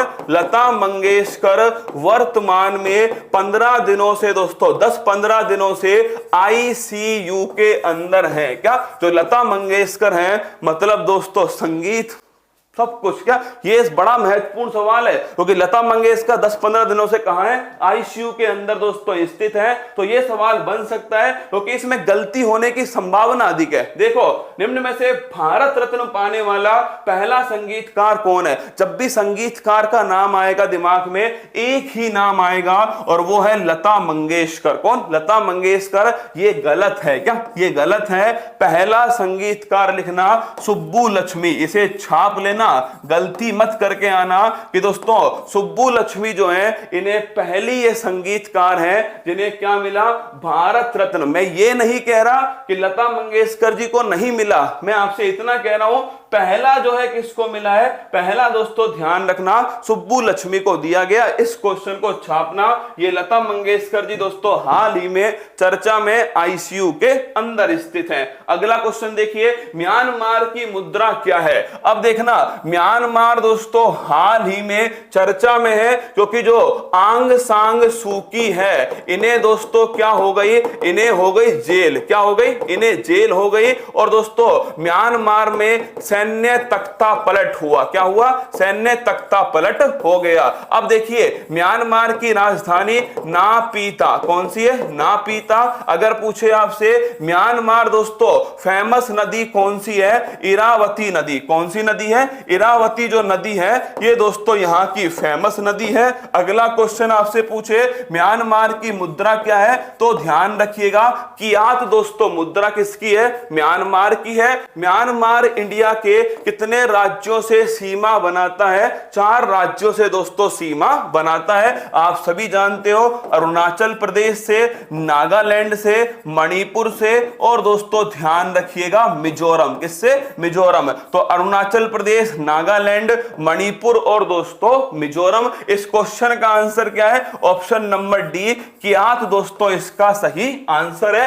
टका जो है, ये टका मुद्रा किसकी है? बांग्लादेश। किसकी है? बांग्लादेश की मुद्रा है टका। कौन सी? टका। येन कहां की है? येन लिखना दोस्तों जापान। कहां की है? जापान। अगर पूछे आपसे युवान या फिर रेमेनबी ये कहां की करेंसी है, तो ध्यान रखना चीन। कहां की है? चीन की करेंसी है युवान या फिर रेमेनबी। जापान की करेंसी है येन। बांग्लादेश की है दोस्तों टका। और अगर पूछे आपसे म्यांमार की कौन सी है? कियात। क्या है? म्यांमार की ध्यान रखना कियात। अगला क्वेश्चन, वर्ष 1959 तक पाकिस्तान, ये दोस्तों छोड़िए, क्या इस सवाल को छोड़िएगा। अगला क्वेश्चन देखिएगा, किसे दक्षिण भारत का मैनचेस्टर कहा जाता है? कोयंबटूर, मदुरई, बंगलुरु और चेन्नई, किसे कहते हैं दक्षिण भारत का मैनचेस्टर? देखिए, अगर आपसे पूछे, देखो एक साथ छाप लो ना, मैं चाहता हूं कि जब ये 7 फेरे आप पूरे पढ़ लो तो आपकी स्टैटिक जीके का हर सवाल कवर हो जाए। जिसने पिछले वाले फेरे लिए थे वो भी, और जो ये ले रहा है ये वाले भी। तो देखना, अगर पूछे आपसे मैनचेस्टर कहां स्थित है? क्या मैनचेस्टर कहां स्थित है? इंग्लैंड के अंदर दोस्तों स्थित है मैनचेस्टर। और अगर पूछे किसके लिए फेमस है? सूती वस्त्र उद्योग के लिए फेमस है। अगला क्वेश्चन, भारत का मैनचेस्टर कौन सा है? अहमदाबाद। कौन सा है? अहमदाबाद जो है ये दोस्तों भारत का, नोट कीजिएगा, भारत का मैनचेस्टर कहलाता है। अगला क्वेश्चन दोस्तों, अगर आपसे पूछे कि भारत का मैनचेस्टर हो गया अहमदाबाद, अगर पूछे सूती वस्त्र राजधानी कौन सी है, तो ध्यान रखना दोस्तों मुंबई। क्या है? अगर राजधानी पूछेगा तो मुंबई है। दक्षिण भारत का मैनचेस्टर कौन सा है? कोयंबटूर। कौन सा है? कोयंबटूर जो है ये दक्षिण भारत का दोस्तों क्या है? मैनचेस्टर है। और अगर आपसे पूछे कोयंबटूर कहां स्थित है? तमिलनाडु के अंदर दोस्तों स्थित है। तो इस क्वेश्चन का आंसर है, देखो मैनचेस्टर पेपर में आ सकता है, या दोस्तों अहमदाबाद, या दोस्तों कोयंबटूर। ये तीनों क्वेश्चन जो हैं वो आपसे पेपर में पूछ सकता है। आंसर हो गया इसका तमिलनाडु का दोस्तों कोयंबटूर। अगला क्वेश्चन देखिए, शतरंज की ग्रैंड मास्टर होने वाली पहली भारतीय महिला कौन थी? अगर आपसे पूछे पहले ग्रैंड मास्टर कौन थे तो ध्यान रखिएगा वो थे दोस्तों विश्वनाथ आनंद। कौन थे? विश्वनाथ आनंद। ये भारत के दोस्तों फर्स्ट ग्रैंड मास्टर थे और माइंड मास्टर जो है ये इनकी दोस्तों ऑटोबायोग्राफी है। और पहला राजीव गांधी खेल रत्न पुरस्कार भी इन्हें ही दिया गया था 1991-92 में। अगर आपसे पूछे कि पहली महिला ग्रैंड मास्टर कौन है तो ध्यान रखिएगा वो है दोस्तों विजय लक्ष्मी। कौन है? विजय लक्ष्मी जो है ये पहली दोस्तों उत्तर भारत का कानपुर, क्या उत्तर भारत का कानपुर है? ठीक बात है, कोनेरू हम्पी नहीं है। सवाल पढ़ो, शतरंज की ग्रैंड मास्टर होने वाली पहली भारतीय महिला, कोनेरू हम्पी नहीं दोस्तों, ध्यान रखिएगा विजय लक्ष्मी। कौन है? विजय लक्ष्मी है। कोनेरू हम्पी भी शतरंज की खिलाड़ी है, ये दोस्तों ध्यान रखना, कोनेरू हम्पी भी शतरंज की खिलाड़ी है। लेकिन फर्स्ट जो महिला ग्रैंड मास्टर थी वो थी दोस्तों विजय लक्ष्मी। अगला क्वेश्चन देखिए, भारत की पहली महिला ओलंपिक खिताब विजेता का नाम बताइए। लिख लो, तुम्हारा 2022 की परीक्षा इस सवाल से जरूर गुजरेगी कि भारत में ओलंपिक में पहली महिला जिसने दोस्तों कोई पदक जीता था। तो ध्यान रखिएगा सन 2000 के अंदर एक ओलंपिक होता है, सिडनी ओलंपिक। कौन सा है? सिडनी ओलंपिक है, अच्छे से छापना। सिडनी ओलंपिक में दोस्तों एक महिला थी कर्णम मल्लेश्वरी। कौन थी? कर्णम मल्लेश्वरी। और कर्णम मल्लेश्वरी का जो खेल था वो था दोस्तों वेट लिफ्टिंग। क्या था? वेट लिफ्टिंग था। और वेट लिफ्टिंग के अंदर हिंदी में जिसे भारोत्तोलन कहते हैं, क्या बोलते हैं? भारोत्तोलन कहते हैं। इस खेल के अंदर ब्रॉन्ज मेडल किसने जीता है? कांस्य पदक जीता कर्णम मल्लेश्वरी ने। और कर्णम मल्लेश्वरी ऐसा करने वाली भारत की दोस्तों लिखिएगा पहली महिला थी। क्या? पहली भारतीय महिला जिन्होंने ओलंपिक में दोस्तों पदक जीता। सवाल पूछे पहले भारतीय जिन्होंने ओलंपिक में दोस्तों पदक जीता, वो तो आप ध्यान रखिएगा पहले भारतीय जिन्होंने ओलंपिक में पदक जीता है वो तो 1952 में। क्या? 1952 के अंदर कुश्ती में। किसमें दोस्तों? कुश्ती के अंदर आपसे पूछ ले किसने पहला पदक कांस्य मेडल जीता है। सवाल दोनों अलग अलग हैं। मैंने आपसे पूछा पहली भारतीय जिन्होंने पदक जीता दोस्तों वो है कर्णम मल्लेश्वरी। लेकिन अगर आपसे पूछ ले पहले भारतीय जिन्होंने पदक जीता वो ध्यान रखना कांस्य पदक। कौन सा? कांस्य पदक कुश्ती के अंदर 1952 में दोस्तों जीता गया है। और केडी जादव ने जीता। किसने? केडी जादव जो है इनके द्वारा दोस्तों जीता गया। कर्णम मल्लेश्वरी अगर आपसे पूछे वेट लिफ्टिंग में दोस्तों ब्रॉन्ज मेडल है। और अभी हाल ही में दिल्ली खेल यूनिवर्सिटी, किसकी? दिल्ली खेल विश्वविद्यालय की कुलपति किसको बनाया गया? कर्णम मल्लेश्वरी को बनाया गया। ऑप्शन नंबर डी उसका करेक्ट आंसर है। लेकिन पीवी सिंधु की बात आएगी तो आपसे पूछे ओलंपिक में 2 पदक जीतने वाली एकमात्र भारतीय महिला कौन है? पीवी सिंधु। इस लाइन को छाप लो कहीं पर दोस्तों कि ओलंपिक में, क्या ओलंपिक में 2 पदक जीतने वाली, क्या ओलंपिक में 2 पदक जीतने वाली पहली भारतीय महिला, क्या पहली भारतीय महिला, वो ध्यान रखिएगा पीवी सिंधु। कौन है? पीवी सिंधु है। सन 2016 और सन 2020 में 2 पदक दोस्तों इन्होंने जीते। अगला क्वेश्चन देखिए, भारत का हिमाद्री स्टेशन कहां स्थित है? अब देखना सवाल यह भी पूछ सकता है कि अंटार्कटिका में भारत ने अपने कौन कौन से मिशन भेजे। सवाल घूमकर आ सकता है, अंटार्कटिका में भारत ने अपने कौन कौन से मिशन भेजे। और सवाल यह भी पूछ सकता है हिमांक प्रोजेक्ट कहां पर संचालित है। अब बताइए तीनों क्वेश्चन आपके सामने। हिमाद्री स्टेशन कहां पर है, अंटार्कटिका में कौन कौन से मिशन भेजे हैं और हिमांक प्रोजेक्ट जो है कहां पर संचालित है। देखिए पहला क्वेश्चन है हिमाद्री स्टेशन है। समय हो गया, चले जाइए जिसका समय हो गया ना।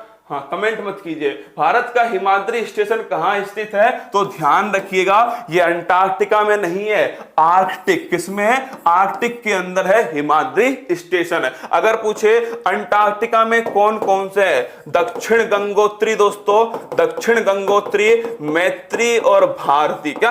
दक्षिण गंगोत्री, मैत्री और भारती, इन तीनों का संबंध किससे है? इन तीनों का संबंध है अंटार्कटिका से। और हिमांक कुछ दिनों पहले दोस्तों याद करो आप सभी, इसी प्रोजेक्ट के द्वारा कुछ हुआ था। क्या? कुछ समय पहले की बात है, इसी प्रोजेक्ट के द्वारा, हिमांक प्रोजेक्ट के द्वारा कुछ दोस्तों बनाया गया था। कमेंट बॉक्स में आप छाप के बताओ। ये तीनों ध्यान रखना, दक्षिण गंगोत्री, मैत्री और भारती, तीनों अंटार्कटिका में है दोस्तों। हिमाद्री जो है ये कहां पर है? आर्कटिक में। कहां? आर्कटिक के अंदर है हिमाद्री। अगला क्वेश्चन, भारत सरकार द्वारा दिया जाने वाला तीसरा उच्चतम नागरिक सम्मान कौन सा है? तुम ऊपर से नोट करना स्टार्ट करो। सबसे बड़ा सम्मान कौन सा है? भारत रत्न। दूसरे पर कौन है? पहले पर भारत रत्न हो गया, दूसरे पर पद्म विभूषण हो गया, तीसरे पर पद्म भूषण। होता क्या है, अधिकांश जो स्टूडेंट है ना वो दोस्तों इसको भूलते हैं। इसको भूलते हैं और वो इनमें लड़ाई लड़ते हैं। पहले पर पद्म विभूषण, दूसरे पर पद्म भूषण और तीसरे पर पद्मश्री। गलत हो जाएगा, ध्यान रखिएगा। ये दोस्तों ऑप्शन क्या है? ऑप्शन नंबर जो डी है, भारत रत्न पहले पर हो गया, दूसरे पर पद्म विभूषण है, तीसरे पर दोस्तों क्या है? पद्म भूषण है, और चौथे पर क्या है? चौथे पर दोस्तों ध्यान रखिएगा पद्मश्री। क्या? पद्मश्री है। कब स्टार्ट हुए? 1954 में स्टार्ट हुए। एक आर्टिकल है दोस्तों 18, जिसमें लिखा हुआ है उपाधियों का अंत। क्या? उपाधियों का अंत। लेकिन इसके अपवाद कौन से हैं? शिक्षा और दोस्तों सेना जो है वो इसका अपवाद है। क्या? शिक्षा और सेना इसका अपवाद है। आर्टिकल 18 जिसमें उपाधियों का अंत लिखा गया। कब दोस्तों दिए जाते हैं? 26 जनवरी को। ध्यान रखिएगा, ये पुरस्कार जो है दोस्तों ये दिए जाते हैं। अगला क्वेश्चन, पंचशील का नारा किससे संबंधित है? अरे याद करो, वो लाइन याद है, हिंदी चीनी भाई भाई। क्या? हिंदी चीनी भाई भाई। ये दोस्तों कब दिया गया था? 1954। क्या? 1954। चाइना और भारत के दोस्तों एकदम घनिष्ठ, एकदम भाई भाई वाले संबंध। क्या? एकदम भाई भाई वाले संबंध, हिंदी चीनी भाई भाई। 1954 दोस्तों सिद्धांत कौन सा है? पंचशील का सिद्धांत। क्या? पंचशील का सिद्धांत भारत और किसके बीच में? चाइना के बीच में। और भारत की तरफ से कौन थे? पंडित जवाहरलाल नेहरू। कौन? Pandit Jawaharlal Nehru. Option number C, Hindi Chini भाई भाई। दोस्तों पंचशील का सिद्धांत 1954 में भारत चाइना के बीच में। और अगर पूछे लाल बहादुर शास्त्री तो छाप लेना दोस्तों। पहला प्रश्न अगर आपसे पूछे तो ध्यान रखना, मरणोपरांत पहला भारत रत्न पुरस्कार किन्हें दिया गया? तो वो दिया गया दोस्तों लाल बहादुर शास्त्री। अगला क्वेश्चन नोट कीजिएगा, ताशकंद समझौता किसके द्वारा हुआ? तो 1965 में ताशकंद समझौता दोस्तों उज्बेकिस्तान की राजधानी में किसके साथ हुआ था? तो नोट करना, भारत पाकिस्तान के बीच में लाल बहादुर शास्त्री के द्वारा किया गया। अगला क्वेश्चन देखिएगा, अगर पूछे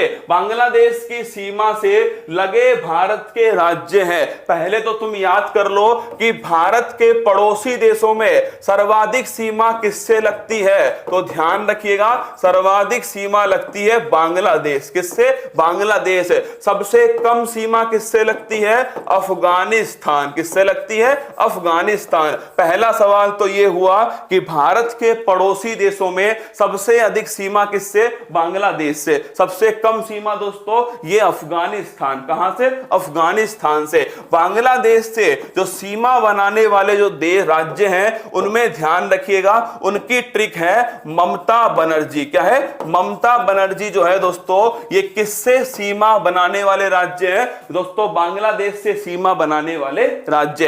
एम का मतलब लिखिएगा मेघालय। क्या है? एम का मतलब हो गया मेघालय। ए का मतलब दोस्तों ध्यान रखिएगा असम। क्या है? ए का मतलब है असम। एम का मतलब मतलब फिर हो गया दोस्तों, ध्यान रखिएगा। एम का जो मतलब है ये हो गया, ध्यान रखना, मिजोरम। क्या है? मिजोरम। टी का मतलब क्या है? टी का मतलब है दोस्तों त्रिपुरा, और ए का मतलब है वापस से असम। क्या? असम है।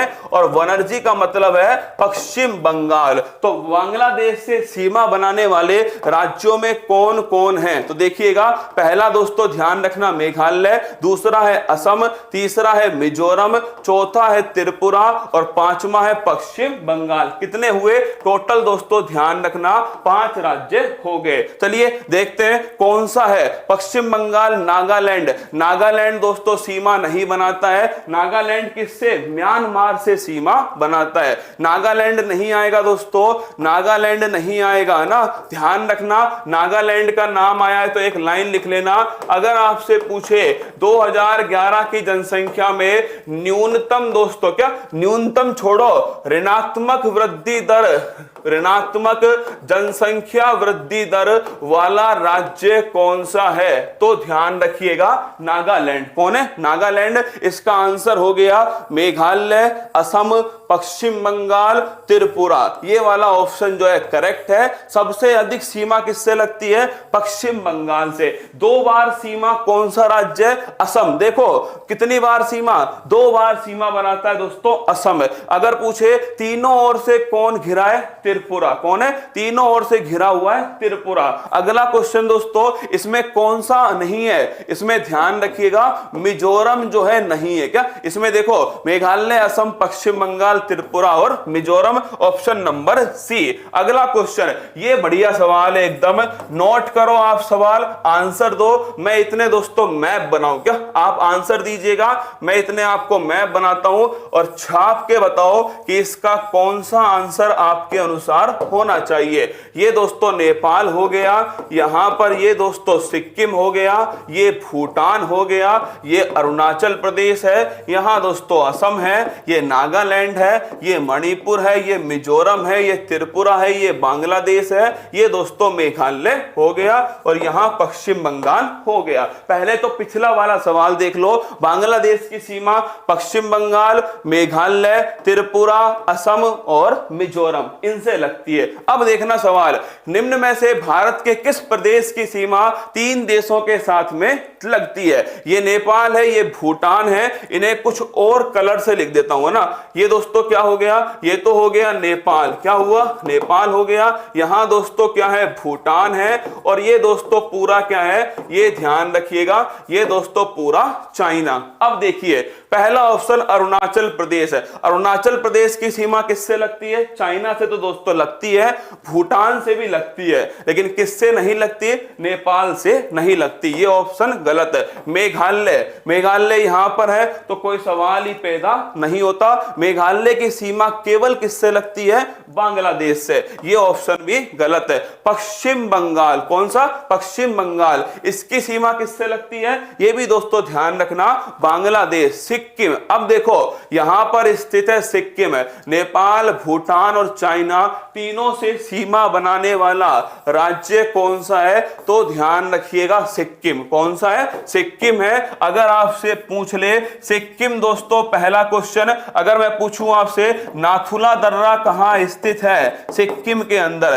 कंचनजंगा कहां स्थित है? सिक्किम के अंदर। अगर पूछे आपसे दोस्तों पहला जैविक राज्य कौन सा है? तो ध्यान रखिएगा पहला जैविक राज्य सिक्किम है। कितनी सीट है? 32 दोस्तों सीट किसके अंदर है? सिक्किम के अंदर स्थित है। अगला क्वेश्चन आइएगा, निम्नलिखित में से कौन सुमेलित नहीं है? शिपकिला हिमाचल प्रदेश में, लिपुलेख उत्तर प्रदेश, नाथुला अभी बताया दोस्तों, नाथुला कहां पर है? सिक्किम के अंदर। जोजिला कहां है? कश्मीर में। शिपकिला कहां है? हिमाचल प्रदेश में। लिपुलेख कहां पर है? ये दोस्तों लिखना उत्तराखंड। कहां है? उत्तराखंड। अगर तुम्हें याद हो शिपकिला दर्रे से कौन प्रवेश करती है?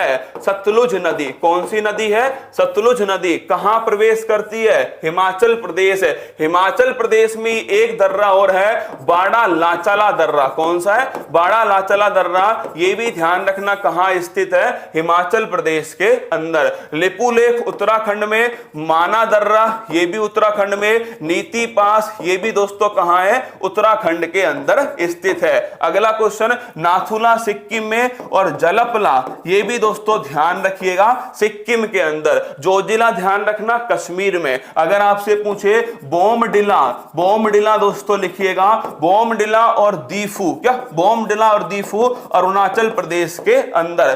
तेजू दर्रा दोस्तों ये लिखना मणिपुर, कहां है? मणिपुर में स्थित है तेजू। ये सारे सवाल छाप लेना।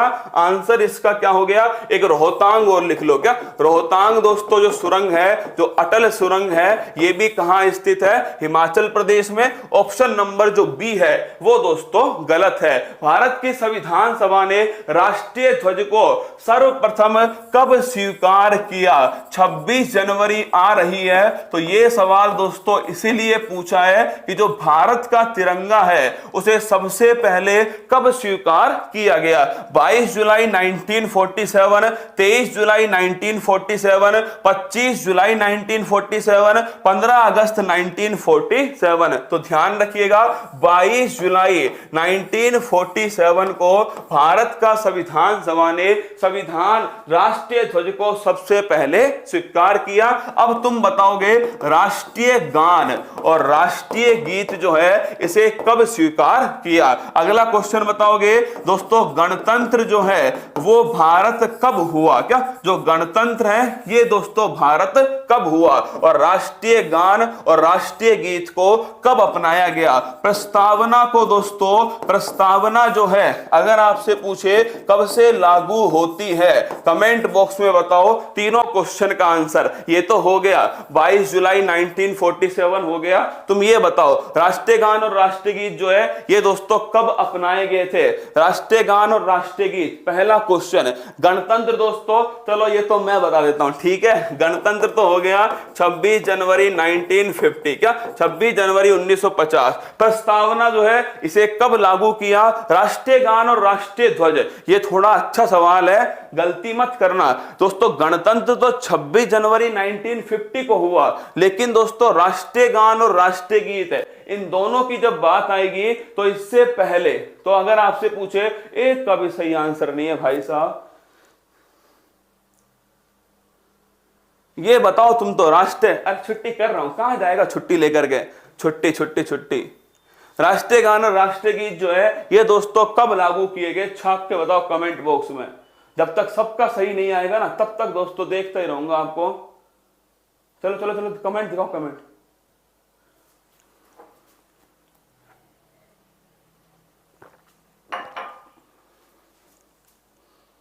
बताओ बताओ, राष्ट्रीय गान और राष्ट्रीय गीत जो है सबका सही आना चाहिए, जब भी आगे बढ़ूंगा।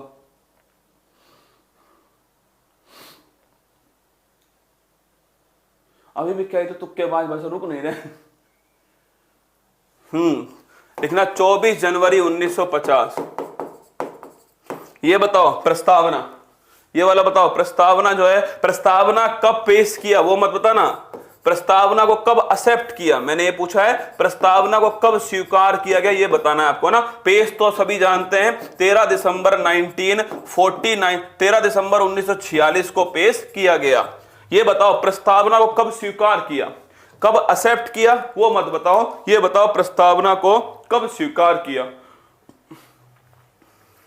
प्रस्तावना को कब स्वीकार किया, कमेंट बॉक्स में छाप के बताना है। चलिए दोस्तों, किस देश में दोहरी नागरिकता का सिद्धांत स्वीकार किया गया? देखिए भारत के अंदर आप जानते हो भारत में कितनी नागरिकता होती है? भारत में दोस्तों एक तो देश की नागरिकता है, और अगर आपसे पूछे क्या राज्य की नागरिकता है तो नहीं है, केवल देश की नागरिकता है। मतलब दोस्तों एकल नागरिकता, क्या एकल नागरिकता है। और हमने किस देश से लिया है? इंग्लैंड से दोस्तों इसको लिया है। और कौन सा दोस्तों भाग है? भाग सेकंड है। अनुच्छेद कहां से कहां तक है? 5 से दोस्तों 11 हैं। और नागरिकता के जो प्रावधान थे ये 26 नवंबर 1949 से लागू हो गए। क्या जिस दिन संविधान बनकर तैयार हुआ उसी दिन से नागरिकता सिटीजनशिप के प्रावधान लागू हुए। फिर सुन लो, अगर आपसे पूछे कि भारत में दोस्तों कौन सी है? एकल नागरिकता है। सेकंड भाग है दोस्तों, दूसरा भाग है, 5 से 11 अनुच्छेद है। और अगर पूछे आपसे 26 नवंबर 1949 जो है, ये ध्यान रखिए दोस्तों, इस दिन जो नागरिकता के जो प्रावधान है उन्हें दोस्तों लागू कर दिया। अब आपसे पूछे कि ड्यूअल सिटीजनशिप, दोहरी नागरिकता कहां है, तो दोस्तों ध्यान रखिएगा, अमेरिका जो है यहां पर एक तो देश की एक तो देश की नागरिकता है, एक दोस्तों जो प्रोविंस है, जो प्रांत है, इसकी भी दोस्तों नागरिकता है। तो ध्यान रखना अमेरिका में कौन सी है, दोहरी नागरिकता है अमेरिका में। अगर मैं आपसे पूछूं दोहरी कार्यपालिका, दोहरी कार्यपालिका या फिर आप बताओ बहुल कार्यपालिका, क्या बहुल कार्यपालिका किस देश के अंदर स्थित है, क्या बहुल कार्यपालिका मतलब दोस्तों जो राष्ट्र का जो प्रमुख है वो एक ना होकर लगातार दोस्तों कुछ लोगों का समूह होता है और वो लगातार आपस में घूम घूम कर बनते हैं। बताओ कमेंट बॉक्स में बहुल कार्यपालिका जो है ये दोस्तों बहुल कार्यपालिका ये जो है वो किस देश के अंदर स्थित है। मैंने आपको बताया एकल नागरिकता इंग्लैंड और भारत में, दोहरी नागरिकता अमेरिका के अंदर, बहुल कार्यपालिका अगर आपसे पूछे तो ध्यान रखना कनाडा नहीं है दोस्तों, स्विट्जरलैंड, क्या कनाडा नहीं है, लिखना स्विट्जरलैंड। कौन है, स्विट्जरलैंड जो देश है यहां दोस्तों बहुल कार्यपालिका स्थित है, यह भी आपको ध्यान रखना है। ऑप्शन नंबर जो डी है वो इसका करेक्ट आंसर है। जो व्यक्ति संसद का मेंबर नहीं है कितनी अवधि तक केंद्रीय मंत्री बन सकता है। सवाल सीधा यह है कि दोस्तों संसद का मेंबर या दोस्तों विधानमंडल का मेंबर, किसका, विधानमंडल, अगर कोई व्यक्ति ये दोनों मेंबर नहीं है, क्या ये दोनों के मेंबर नहीं है और वह व्यक्ति दोस्तों मुख्यमंत्री बनता है या दोस्तों प्रधानमंत्री बनता है या मंत्री बनता है तो कितने समय तक रह सकता है बिना मेंबर बने, तो ध्यान रखिएगा 6 माह। कितने माह तक, 6 माह तक दोस्तों रह सकता है। इस पॉइंट को भी ध्यान रखिएगा। अगर कोई भी सदन का मेंबर नहीं है और दोस्तों बिना मेंबर बने कितने माह तक राज्य के अंदर मुख्यमंत्री, दोस्तों देश के अंदर प्रधानमंत्री या दोस्तों राज्य और देश में मंत्री रह सकता है, तो ध्यान रखिए 6 माह। 6 माह के अंदर उसे उस देश तो सदन का मेंबर बनना ही पड़ेगा, चाहे किसी भी सदन का बन जाए। तो ये हो गया आंसर ऑप्शन नंबर बी। ये दोस्तों आज की क्लास है। कमेंट बॉक्स में बताइएगा मुझे, हाँ बिल्कुल आप सही कह रहे हैं, 22 जनवरी 1947 उस क्वेश्चन का आंसर था। अब बताओ कमेंट बॉक्स के अंदर, एक तो अप्रैल माह तक हमारा हो गया ना, अप्रैल 2021 तक तो दोस्तों जो 10-10 मिनट वाला रिवीजन था वो समाप्त हो गया है, आपको याद होगा।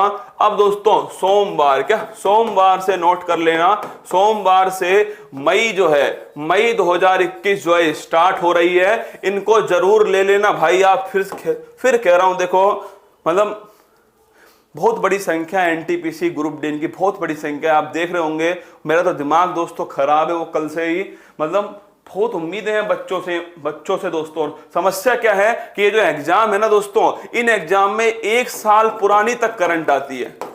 ये ऐसे एग्जाम है जो बहुत सारी शिफ्ट में चलते हैं, क्या बहुत सारी शिफ्ट में चलते हैं। इसमें दोस्तों 1 साल पुरानी भी करंट आती है, तो उनके लिए ये बड़ी महत्वपूर्ण श्रृंखला होगी। मई, जून, जुलाई, अगस्त, सितंबर, अक्टूबर, नवंबर, दिसंबर, जनवरी, इन्हें ले लेना भाई। मई 2021 सोमवार को शाम को 8 बजे जो है ये दोस्तों आने वाली है, ध्यान रखिएगा। मई 2021 कब आएगी, सोमवार को दोस्तों शाम को 8 बजे, ठीक है। और मंगलवार को नोट करना, क्या मंगलवार जो है इसमें दोस्तों आपको शाम को 8 बजे, क्या मंगलवार कब पड़ रहा है, आज है 22, क्या आज है 22, कल 23, 24, 25, ठीक है ना, 26 को तो नहीं है ना, 25 को ही है मंगलवार, मतलब 25 तारीख, क्या 25 तारीख को नोट करना।